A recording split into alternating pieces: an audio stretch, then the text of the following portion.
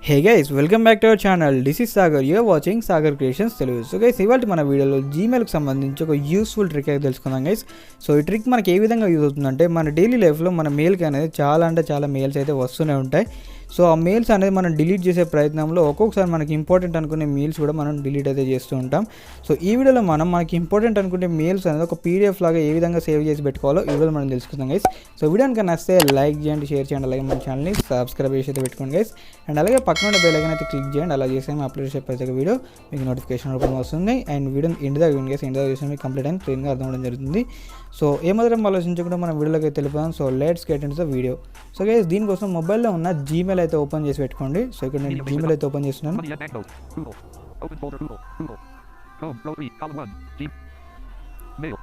ఇక్కడ Gmail open చేసిన తర్వాత మీకు ఏ మెయిల్ అయితే ఇంపార్టెంట్ అనుకున్నారో సో జస్ట్ ఆ మెయిల్ అయితే ఓపెన్ చేయండి. ఫర్ ఎగ్జాంపుల్ నేను ఏదో ఒక మెయిల్ అయితే ఓపెన్ చేస్తున్నాను. సో ఇక్కడ ఒక మెయిల్ అయితే ఓపెన్ చేయడం జరిగింది. సో ఇక్కడ మెయిల్ ఓపెన్ చేసిన తర్వాత 3 డాట్స్ మీద క్లిక్ చేయండి గైస్. ఇక్కడ మోర్ ఆప్షన్స్ మీద క్లిక్ చేసిన తర్వాత ప్రింట్ అనే ఆప్షన్ ఉంటుంది, మీకు ఇక్కడ చూడవచ్చు. సో ఇక్కడ నాకు ప్రింట్ ఆల్ అని చూపిస్తుంది. మీకు జనరల్గా ప్రింట్ అనేది చూపిస్తుంది, ఎందుకంటే ఇక్కడ ఈ మెయిల్ కొన్ని రిప్లైస్ అయితే రావడం జరిగింది కాబట్టి ఇక్కడ ప్రింట్ ఆల్ అని చెప్పేసి రిప్లైస్తో పాటు ప్రింట్ అవుతుంది కాబట్టి సో ప్రింట్ ఆల్ అనేది చూపించడం జరుగుతుంది. సో జస్ట్ ఇక్కడ ప్రింట్ మీద క్లిక్ చేయండి.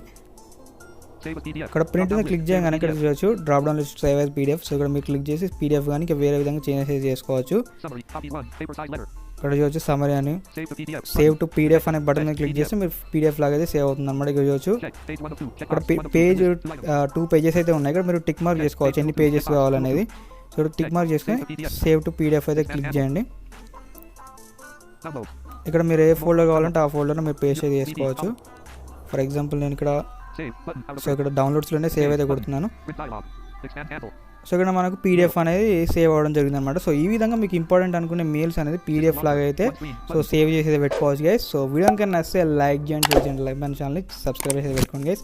అండ్ ఆడియో క్వాలిటీ ఎలా ఉందని ఒకసారి కింద కామెంట్ సెక్షన్లో కామెంట్ తెలియజేయండి guys. Okay, so next video వెళ్దాం. అప్పటి వరకు బాయ్.